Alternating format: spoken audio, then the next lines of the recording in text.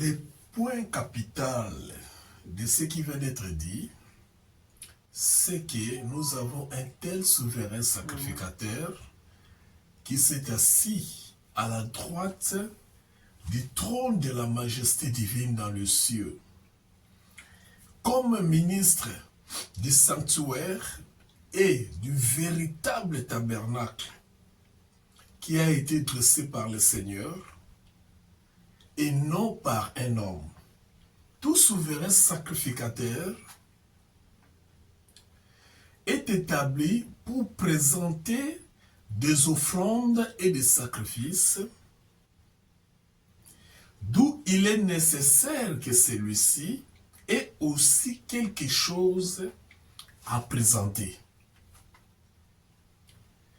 S'il était sur la terre, il ne serait pas même sacrificateur, puisque là sont ceux qui présentent les offrandes selon la loi, lesquelles célèbrent un culte, image et ombre des choses célestes, selon que Moïse en fit divinement averti lorsqu'il allait construire les tabernacles.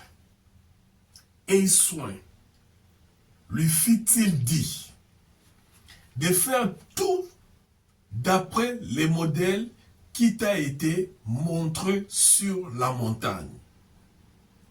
Mais maintenant encore, il a obtenu un ministère d'autant supérieur qu'il est le médiateur d'une alliance plus excellente qui a été établie sur des meilleures promesses. Hébreux chapitre 8, versets 1 à 6. Que le Seigneur vous bénisse et bienvenue dans notre programme d'aujourd'hui. Bonjour, moi c'est votre frère, votre ami, votre pasteur, Belfa Moema Bebeto.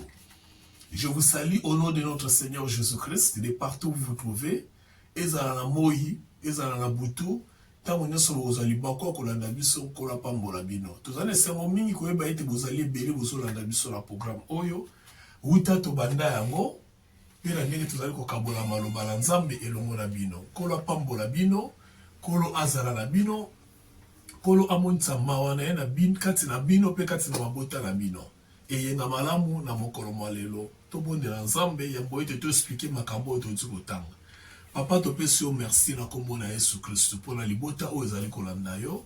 Bana oyo batie likia epai na yo, biso nyonso pamba te toyebi ke toza kaka na yo. Toza kaka na yo Nzambe oyo olakisa bolingo na yo epai na biso, lolenge biso tozali na ba faiblesse na biso, lolenge biso tozali na kozanga koyeba na biso, lolenge biso tozali na kozanga makasi ya kosala oyo biso tokoki kosala biso moko. Topesi yo merci mpona Yesu Kristo. Kolo pe mobikisi na biso ye na nzela na wapi tozwaki bolimbisi na masumu, tozwaki likabo ki moyengebele pe bomoi na seko. Merci papa pe na mokolo lelo pe mabota oyo nyonso ezali kolanda yo. Kombo na yo nkolo ekumbama, kombo na yo nkolo epambolama, kombo na yo enetolama na kombo na Yesu Kristo. Merci papa, pambola mokolo oyo, pambola mateya oyo, pambola bandeko oyo nyonso bakolanda biso, ke sa soit na mosika to pe na pembeni. Lokumu kembo ezonga se bobele pai na yo na kombo na Yesu Kristo. Amen. Alléluia. Merci beaucoup ndeko. Yo zopesa ngai occasion tango nyonso akotala ndako na yo. Tolingaki toyebisa bino d'abord que merci pona ba bino bolandaka biso pe merci pona kosabone na ba page na biso. Bino oyo bonang bo s'abonner na ba page na biso te. Page na biso ezali Belfa dispensation de la grâce. Au moins, son commis kaka Belfa, au moins, est commis 10, donc abrégé dispensation de la grâce. Hein? Belfa, dispensation de la grâce. Tokoyeba ko partager ngobo landa ngobo s'abonner na YouTube na biso chaîne wana pour permettre biso to atteindre un grand nombre ya bandeko o babanda kolanda biso. Boye bape ko partager ba message, ko aimer ba message, ko commenter, bo komera biso, bo benga biso, kolo akomi moni sama kati na biso na mawana na kombo na Yesu Kristo. depuis un certain moment tous ont partagé message na biso na mokanda hébreu o ezali moko ya mikanda ezali très important o ezali kolakisa supériorité à nyonso oyo nouvelle alliance to pe la personne de Christ azali par rapport à ancienne alliance to pe ba ministère nyonso be ba sacerdoce nyonso o eleka na tango ya kala. Alors lelo tokomi na o ezali chapitre yango 8 nde toni partager thème oyo. Toni partager thème oyo lelo ezali le vrai tabernacle est la meilleure alliance. Le vrai tabernacle est la meilleure alliance. Comme je l'avais dit, bien aimé, les bandele bate à la biso chaque fois dans le bas qui on a le biquet. Thème ya livre hébreu ezali supériorité. Supériorité, c'est-à-dire au remarqué dans mon canal hébreu mobimba, ceux qui balobi meilleur te bakoloba vrai. Ceux qui balobi vrai te bakoloba excellent. Donc, ezali kolakisa biso ba superlatif moko boye par rapport à tout ce que nous avons déjà entendu, écouté, vécu, ou bien tout ce qu'on nous a toujours dit. Donc, mokanda na hébreu, ezali mokanda o ezali kolakisa position ya nouvelle alliance. Position kozala kati na Yesu Christo par rapport à la position au bato bazalaka dans l'Ancien Testament ou dans l'Ancienne Alliance, que ce soit en termes de ministère, que ce soit en termes de sacerdoce, que ce soit en termes de relation avec Dieu, que ce soit en termes d'offrande, que ce soit en termes de sacrifice, que ce soit en termes de salut. Donc, la Nouvelle Alliance, la dispensation présente, est beaucoup plus supérieure, beaucoup plus excellente. Beaucoup plus excellente, parce que c'est une dispensation dont nous sommes en train de parler. Alors, Nalingaki na te comme la fois passée, d'ailleurs, c'est mieux comme ça pour te expliquer verset na verset, comme ça, na verset pour comprendre de quoi il s'agit. C'est comme ça qu'on va comprendre le livre hébreu, parce que c'est un livre moko d'abord, où ils allaient comprendre sa originalité à message à Kolo Yesu Christo. Hébreu chapitre 1er, balobi. Le point capital de ce qui vient d'être dit, c'est que nous avons un souverain, un tel souverain sacrificateur qui s'est assis à la droite de Dieu, à la droite du trône de la majesté divine. Yoka bien aimé. Vous savez, tout le temps dans la Bible, le col a journal, mais tout le temps dans la Bible était en termes de méditation. Voyez-vous, tout le temps dans la Bible en termes de prédication, mais la Bible était en termes de doctrine. C'est ce qui fait beaucoup que tous en avons lacune et belé à interpréter Bible. C'est ce qui fait que même Batoumi va bâtir ministère na bango na ba imagination, na ba supposition, peut va bâtir na ba supposition. C'est comme ça qu'on dit, hein?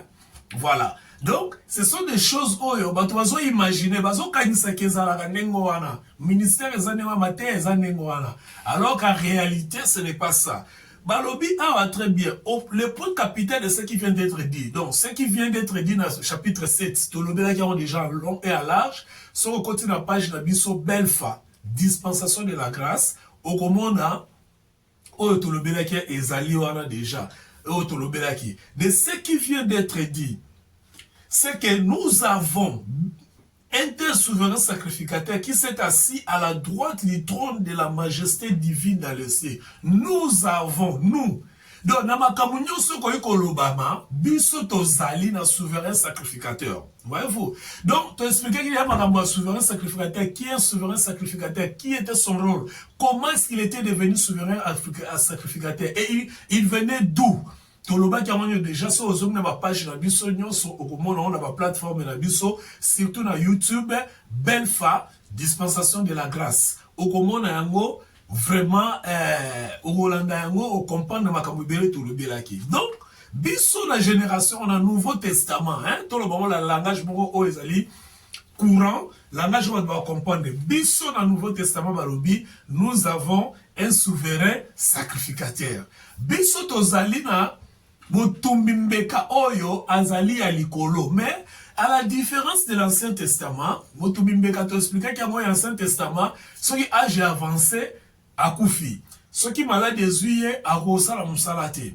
Mais biso balobi souverain sacrificateur ma biso ayebi kokende kovanda na droite ya bonzambe na droite ya trône ya nzambe donc omoni bokonzi na nzambe wana nyonso ya kei na droite ake kovanda ce qui veut dire tout simplement tant akei kovanda, c'est parce qu'il a accompli sa mission. Voyez-vous? Donc, akei ko se reposer.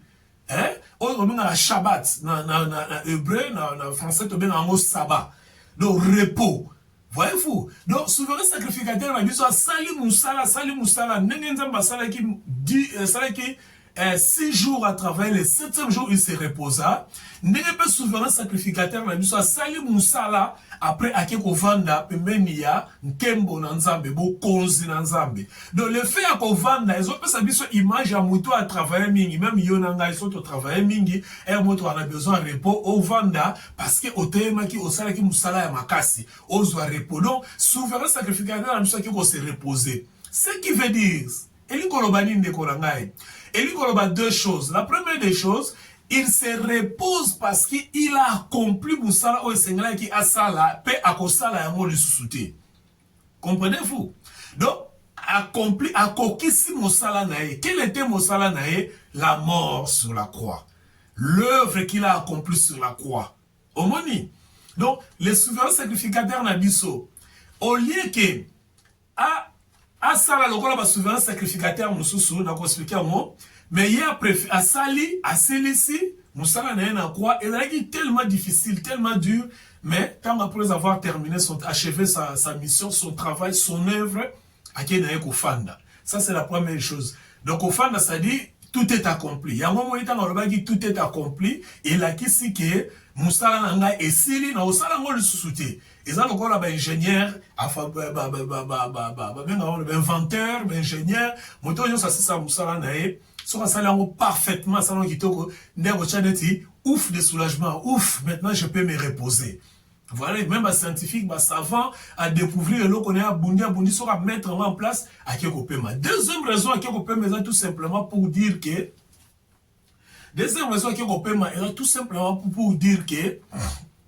Musala oyo ngana kokisi.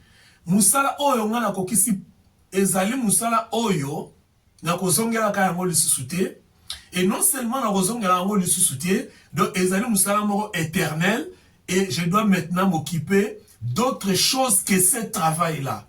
D'autres choses que cette œuvre là. Moi ni deuxième contexte ya kopema. Donc ça dit na sina sali yanga bon esili. Ce qu'il faut s'occuper de l'eau, et l'eau qu'on est s'occuper d'ango, bozongi, pour la kozwa batu, oh ya salela ki musala wana. Bozongi na ye, donc il est maintenant préoccupé na bozongi na ye, pour na batu oh ya salela ki musala wana. Voyez-vous? Donc, eza loko la mutumo a loni, akei kopema, azozela ebota, mbuma ebota ekola aya ko buka. C'est-à-dire, a aussi kabinote, ya momoni ye solbaki, je vous laisserai pas des orphelins. C'est-à-dire, na accompli musala nangai, na loni, o ezali mbuma nangai, na kekope mbuma ekola ebotama, comme ça na yakobuka. Verset 2, alobi, comme ministre du sanctuaire et du véritable tabernacle qui a été dressé par le Seigneur et non par un homme, tout souverain sacrificateur est établi pour présenter les offrandes et les sacrifices, d'où il est nécessaire que celui-ci aussi est quelque chose à présenter. C'est-à-dire quoi? C'est-à-dire, souverain sacrificateur nyonso, quand on n'est pas un nzambe, na tabernacle, na tabernacle, on n'est pas un nzambe, mais l'eau, comment on faut offrir les pas un nzambe, pèse un nzambe, pour un pardon à péché. Na tango akala, na tabernacle zalaki, so ozong pe na mateya na biso na YouTube sur le tabernacle, au betika na recherche na biso na mateya na biso na YouTube, au taliba thème, tabernacle ndo mona makambo nyonso là il y a pas le temps qu'on revenir nango na tabernacle zalaki souverain sacrificateur nyonso oyo azoke na tabernacle il faut même loko moko azomeme pa ya nzambe omoni yango moni lelo ba ba interpréter yango mal ko ba ki na pa ya nzambe maboko pamba te non c'était dans l'ancien testament dans les tabernacles qu'on devait apporter quelque chose comme offrande de pa ya nzambe pour na ko offrir na tina yako longola masumu ya batu. Soit mwana na pate, soit pigeon, soit eloko oyo makile ko bima selon bozui ya moto.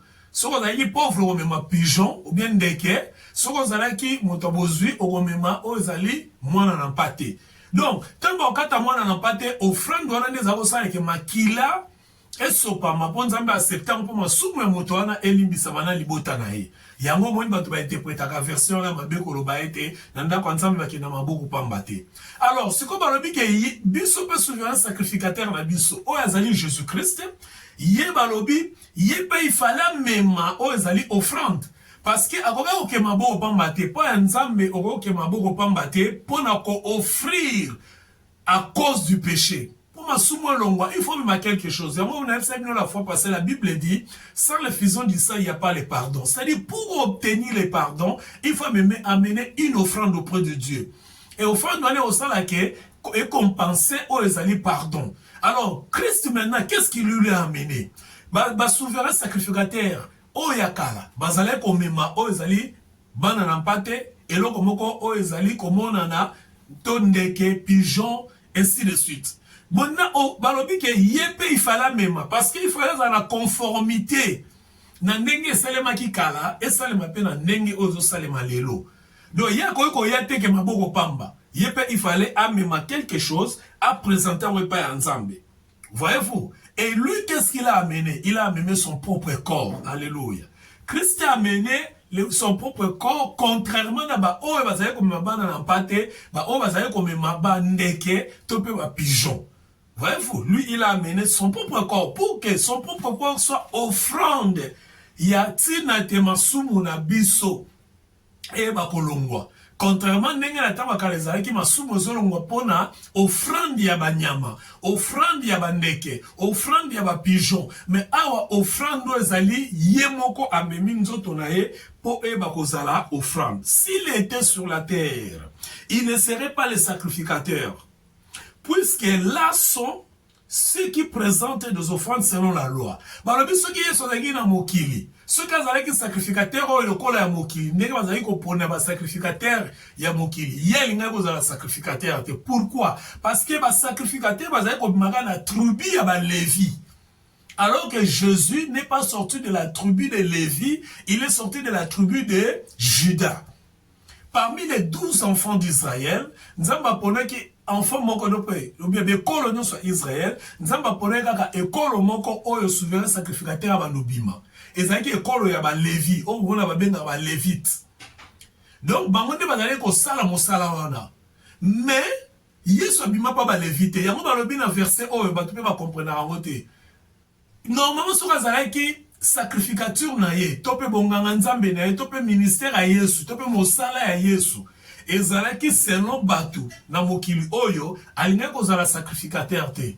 Pourquoi? Parce que ba sacrificateur bazako bimanga na ekolo ba Lévi. Mais raison oyo akomi sacrificateur ezali parce que sacerdoce na ye, ministère na ye, to mosala na ye, e wuti na mokili oyo te, e wuti epai na nzambe na likolo.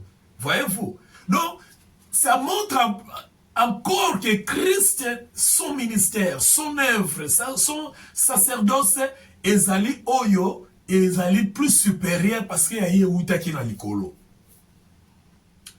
Donc, balobi boy, s'il était sur la terre, il ne serait pas même sacrificateur, puisque là, sont ceux qui présentent des offrandes selon la loi.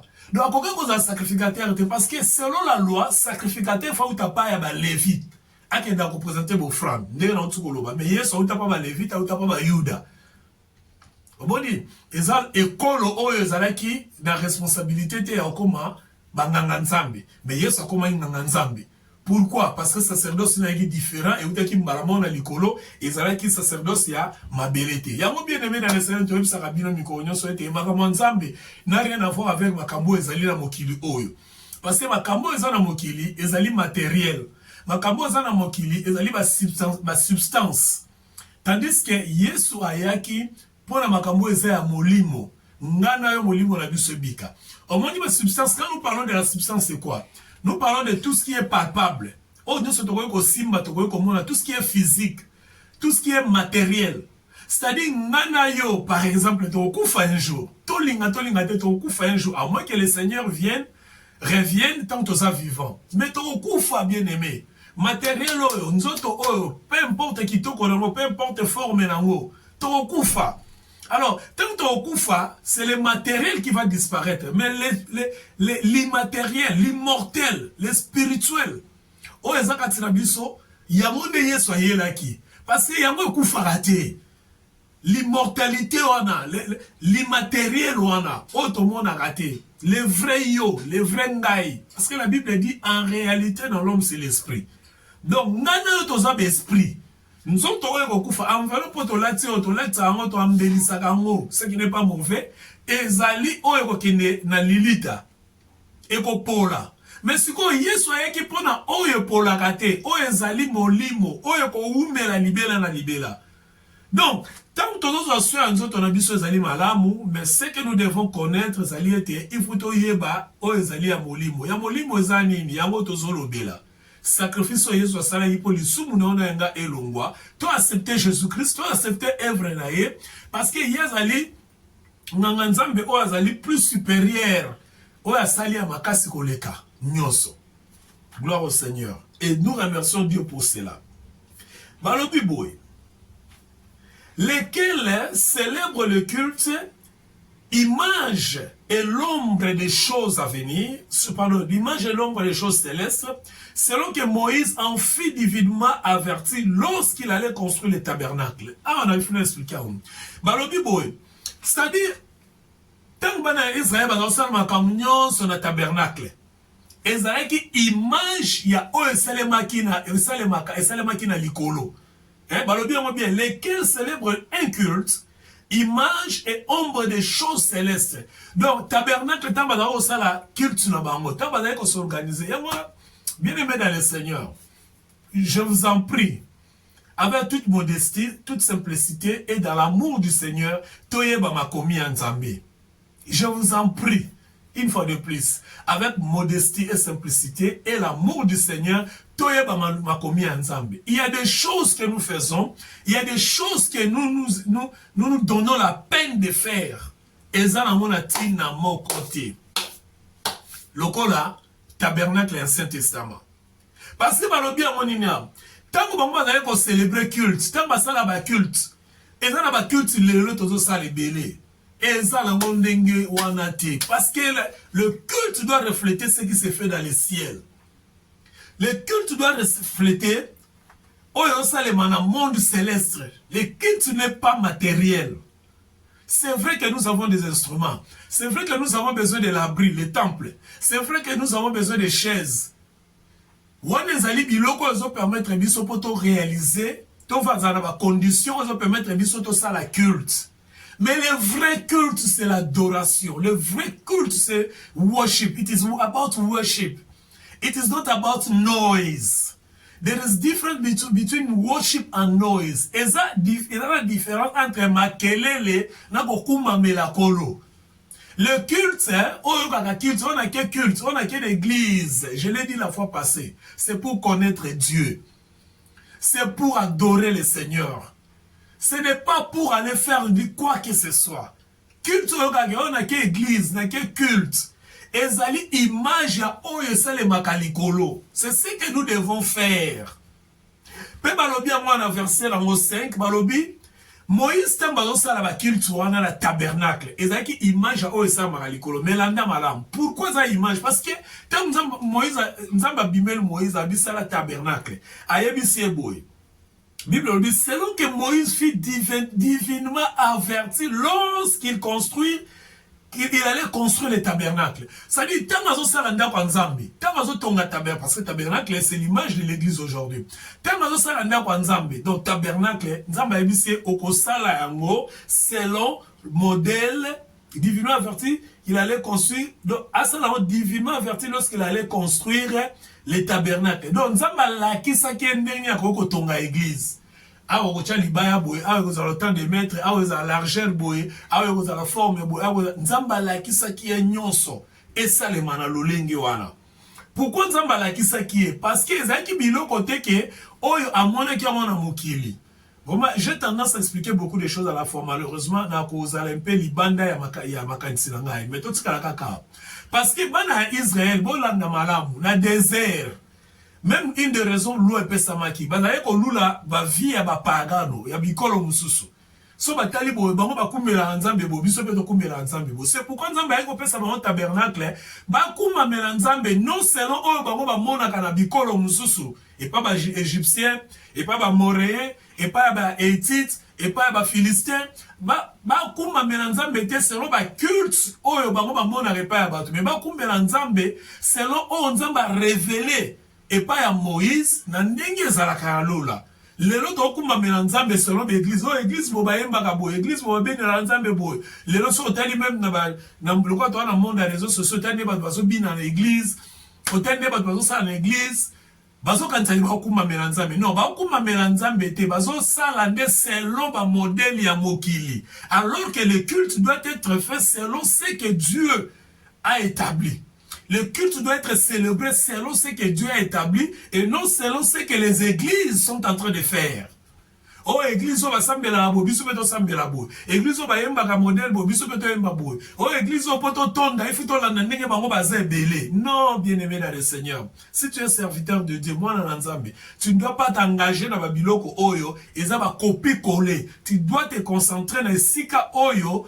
Nzambe atindi yo osambela to adorer selon ba modèle na ye parce que Moïse tabernacle atonga ki na makanisi na ye Moïse atanga ayebaki mambo ya tabernacle te mais Nzambe pesa ki ye divinement avertissa ki ye ndenge nini akoyi kosala tabernacle pe alobaki boye alobaki na ye bo hey soin, lui dit-il, donc, sois soin de faire d'après le modèle qui t'a été montré sur la montagne. C'est-à-dire, Moïse n'a fait que recopier ce que Dieu lui avait montré dans la montagne. Moïse n'a pas créé le culte selon Batou. Moïse n'a pas créé le culte selon les autres nations. Moïse n'a pas créé le culte selon créer les tabernacles selon les autres nations. Moïse n'a pas créé les tabernacles selon les hommes. Moïse n'a pas créé les tabernacles selon ce que lui-même pensait. Moïse a créé ce tabernacle selon ce que Dieu lui avait montré sur la montagne. C'est-à-dire, culte au Moïse azalé kosala, kokuma melanzambe, il faut salema na lolenge o nzamba lingi. Yango moni Yesu tanga bimi na Jean 4 pas la femme samaritaine, la femme, vous adorez ce que vous ne connaissez pas. Bozo kumamela o boyebite. Lelo batba kumamela o bayebite.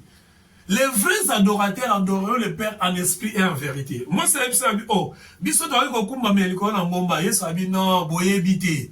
Les églises aujourd'hui bate belé bayebite parce que bazo kumamela selon modèle ya d'église mususu. Parce que dans le culte c'est la parole et la prière.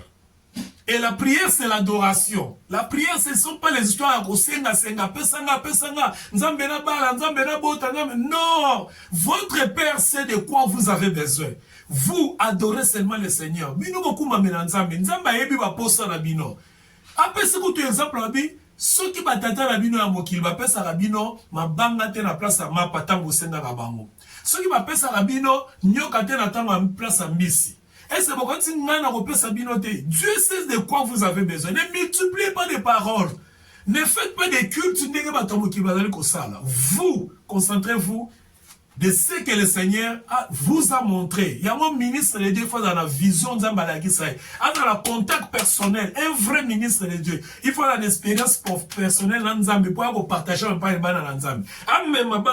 l'adoration. Moïse, quand il est en Égypte, a eu Pharaon, tika bango ba kende ko adorer Nzambe. Tika peuple de Dieu ba kende ko adorer Nzambe. Bana Nzambe faut ba yeba ndeni ba ko adorer Nzambe à travers le ministère ya mutu Nzambe cheli bango, lokola pasteur, lokola évangéliste, lokola prophète, lokola moto azo kamba bango. Mais maintenant, conclusion, mais maintenant, il a obtenu un ministère d'autant supérieur. Même ça qui minole comme supériorité. Hein? Autant supérieur. Christ a eu ministère moko ozali likolo koleka, qu'il est le médiateur d'une alliance plus excellente. Tant bazolo bake azam médiateur, c'est-à-dire yende médiateur azali moto a telemi na katikati. Il y a alliance moko plus excellente. Tant ne balobi, ezana excellente. Non seulement excellente, mais là c'est plus excellente, superlatif. Donc oyo Christ a ça là. Médiation au Christ a ça entre biso na Nzambe. Pour sangisa biso. Musala nezali donc et ça alliance ngala nini. Donc a sala alliance wana ezaki toko koleka. plus excellent, hein, plus excellent, qui a été établi sur de meilleures promesses. C'est-à-dire, alliance à Abisso, Abisso Christ Asala Zalaka médiateur, Ezaki Tokokoleka, notamment c'est-à-dire, nous est précédent, on liboso na yango, et Yabiso, Christ Asali, est plus excellent. Pourquoi? Parce qu'il y a un médiateur, c'est-à-dire, médiateur na biso azali, moto a outi na lola. Contrairement médiateur na bango ezalaki, mutazali ko sangisa na Ancien Testament batu na nzambe ezali mwana na pate, makila ya mwana na pate. Mais Abiso mutasangisi biso na nzambe ezali ye moko makila na Yesu. Voyez-vous, yao balobi sikolo kwa ya sangisi biso, alliance ya sangisi biso na nzambe.